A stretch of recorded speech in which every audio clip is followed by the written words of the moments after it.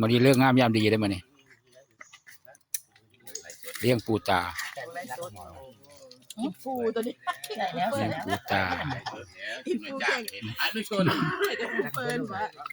เอากระดาษมาได้ไหมขอดูมาเข้าให้ เลี้ยงปูตาเลิกงามยามดีเนาะครูเอ แดง เนี่ยเพิ่นมาเลี้ยง ยังไงเข้าเขี้ยว ครูเอได้นี่มามื้อนี้ แซ่บนะ เพิ่นมาเลี้ยงปูตา แต่งพระเข่าก่อน แม่นแต่งพระเขาเลย ปรุงให้เรียบร้อย เอามาส่งไหม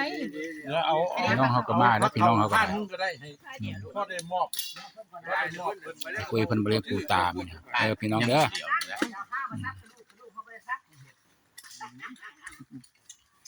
นี่ปูตาเจ้าหอเจ้าคุณเฮานี่ล่ะ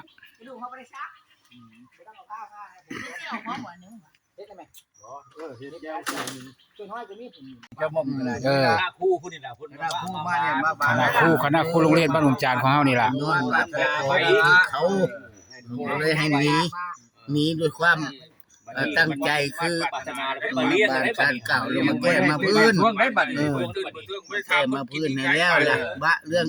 พอให้หนีนี่ละบ้านนี้ เพิ่นมาโพให้หนี้เนาะ มาพอให้หนีบ่มักพอ บ่มาโพ คือร้านเอามากก็ได้ ให้หนีด้วยความตั้งใจด้วยความพอใจสมความตั้งใจปูตาให้เบิ่งให้แย่งในบ้านนี่ที่อยู่ก็ได้มาใหม่ก็คือลูกคือเจ้าให้ลูก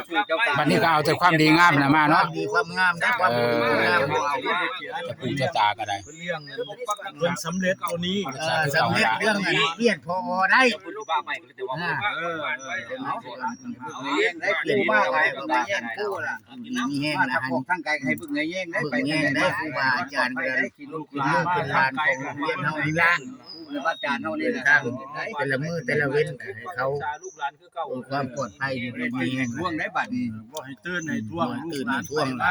รถเรือก็ให้เบิ่งลูกเบิ่งหลานไปโรงเรียนมาโรงเรียนแต่ละมือก็ให้เบิ่งให้แย่งถ้าพาบ่ปังให้เขาลงไปอาบน้ำคุ้ม ไปคือ เขาน้อยอย่างนี้คือที่เขาใหญ่ที่เขาน้อยอยู่ครับ เอาน้อยนี่ของเฮาพี่ เอาน้ำเลย นี่ตัวนี้ก็ได้นี่ ได้ยายไปหอนะ จมูกเจ้าตาเจ้าม่อม ปีนี้บางทีไงเพราะว่า ดูน้ำจะเมืองทำอยู่ที่ เจ้าที่บ่ได้เจ้าที่ เจ้าที่เจ้าทางให้มาดูแลล่ะ เพิ่นบ้าบานไล่เปลี่ยนพอบ้านนี้ได้เปลี่ยนพอแล้วก็เพิ่นมาแก้มาพื้นได้ให้อยู่ดีมีแห้งแล้วก็น้ำคู่ก็ได้ เก็บยำลำลือ เก็บยำลำไม้ล่ะ ในแย่งได้ เพิ่นมาแก้มาพื้นล่ะให้อยู่ดีมีแห้งเก็บยำลำมือเขาล่ะเบิ่งแย่งเขาเจ้าได้เอามาแต่ละมื้อแต่ละเว้นก็ให้เบิ่งให้แย่งทางก็ได้เขามาอยู่มากินเยอะเลยบ่ได้ตื่นมีแห้งอยู่รอดปลอดภัยมาแต่ละมื้อแต่ละเว้นบ่ให้มีอุปสรรคละ เกลียวมันเลยผลไม้ละไม่ละไม่กินไปเดี๋ยวมาคนเอามาอยู่มากินน้ำกันเจ้าก้า คู่แต่ละคนก็บ่ให้มีอุปสรรคเล่นไปเล่นมาแต่ละมื้อก็ได้ให้อยู่ดีมีแห้งเบิ่งแห้งข้าเจ้า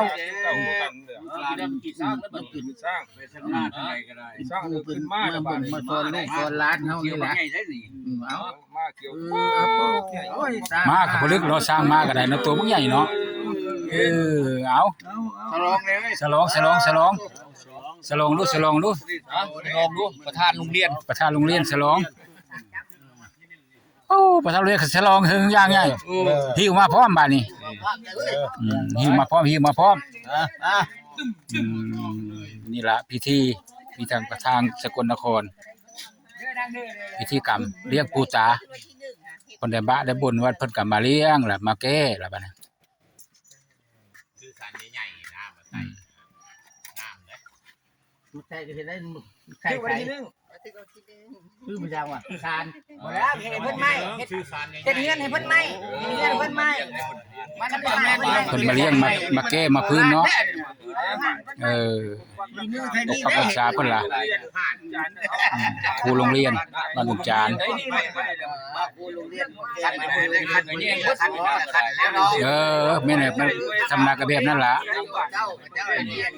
มีช้างมีม้ามาบิดผลไม้รากไม้โอ้หลาย มาพื้นนี่แหละ อาหารหวานข้าวนี่คณะครูเฮา รักษาลูกหลานทางไปทางมาแต่ละมื้อแต่ละมื้อก็ให้เบิ่งให้แย่งเขาเจ้าเมื่อมีอุปสรรคอย่างคิดละ น้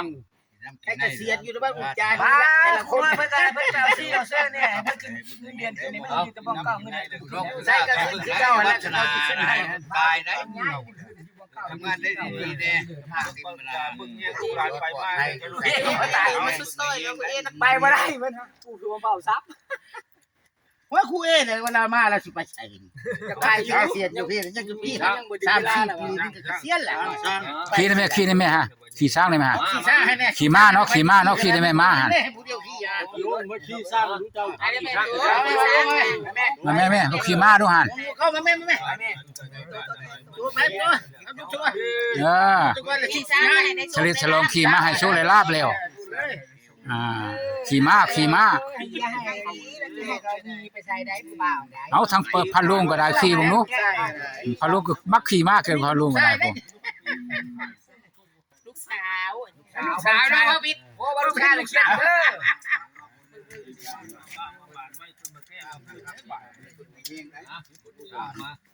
คนละหมากลากไม่มีโอ้สร้างมีมาเลี้ยงมาอย่างระบาดนี่มีปักรักษาลูกหลานเอาไหน รักษาคือเก่านะมาเพื่อมาบานแล้วก็มาแก้มาบานด้วยพอนั่นน่ะเพิ่นเมาอ่ะ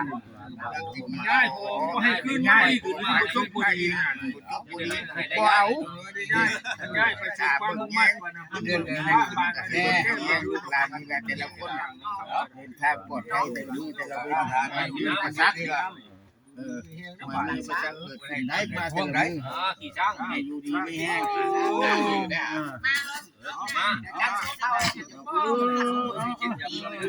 โอ้ขี่ช้างขี่ม้าบ่ช้างก็มีตัวบักใหญ่ม้าก็ตัวบักใหญ่ มาบานเลยเพิ่นรับสตูได้เพิ่นจะได้มาบานฮะ สลิดตลอได้ป่ะนี่ เอา มันก็ไปเฉลิมฉลองบาดนี้ เขาก็